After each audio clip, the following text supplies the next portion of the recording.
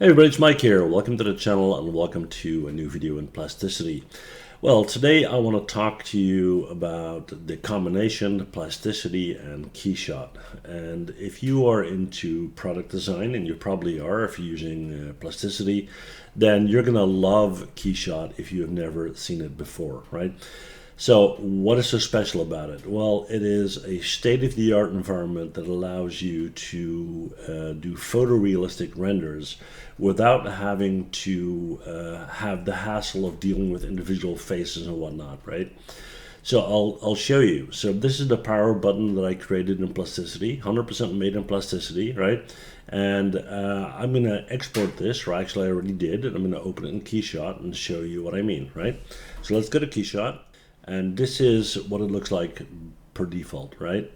Okay, now I want to add some materials to it, but I can also add a background to it. So I can have an interior, I can drag that in. You'll see that the lighting will change, but it's better to do that once you have some materials going on, right? So I'm going to go to the material tab here, and let's look for wood.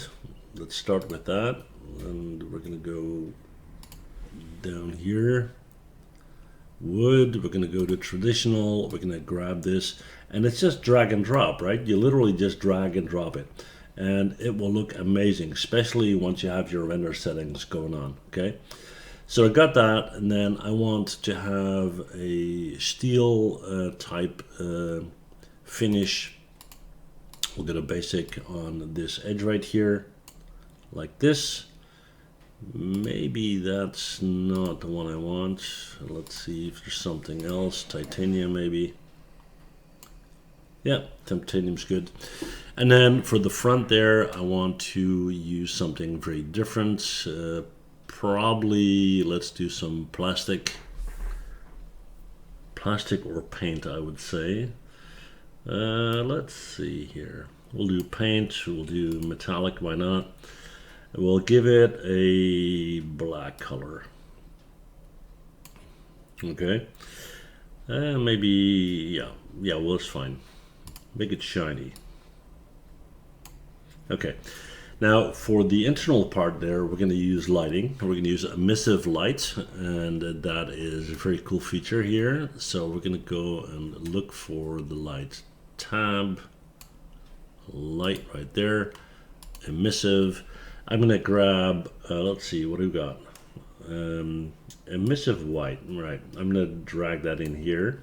And when I drag it into the second option here, it's going to ask me if I want it to link it. Yes, I do. So that's now set up. I'm going to double click on that light. I'm going to go and increase the intensity quite a bit. Color is white. I can change that if I like. I can go to any color I want, but we'll leave it at white. Okay. And then we're going to address the lighting in the background and whatnot. Okay, first of all, so background, right?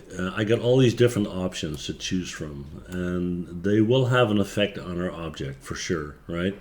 Now, you don't have to, let's try outdoor. You don't have to worry about the background because you can choose that to be a color and nothing else. And where you do that, I think it's under environment here. Yep. Down here, background, you can choose the lighting environment. You can choose just a simple color or an image, right? And you can import an image of your liking. Now, I'm going to go with the lighting environment. I think that looks good. We're going to move this over here. You have the option to change the size. You can increase the brightness if you like. You can do tons and tons of things. You can rotate it if you want. If you want that little highlight going on here, which is good. Then you have settings up here, and I'm just going through all of this quite fast. I'll do a separate tutorial in Keyshot, you know, a full product texturing and rendering setup. But I'm going to turn on global illumination. I'm going to turn on ground illumination. I'm even going to turn on acoustics, and I'm going to turn on interior mode, right?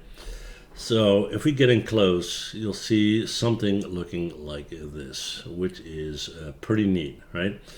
Now, let's say you want this to be rendered out because you want to use it for a presentation, okay? You go to your render tab, You can have GPU mode or CPU mode. You can set that up. We're going to go to the render tab here. Here we choose whether we want to have a still image or an animation. Let's say you want this to rotate on a kind of a pedestal. You can do all of that in KeyShot, but we're going to go with still image. I'm just going to call it untitled. That's fine. And I'm just going to save that on my desktop, right? Okay. Here are your resolution settings, your print size if you like. You can choose what kind of format you want, if you want a PNG or whatnot, and then you click on render. And as you do that, you'll see that it will start to render, and it's quite zoomed in right now.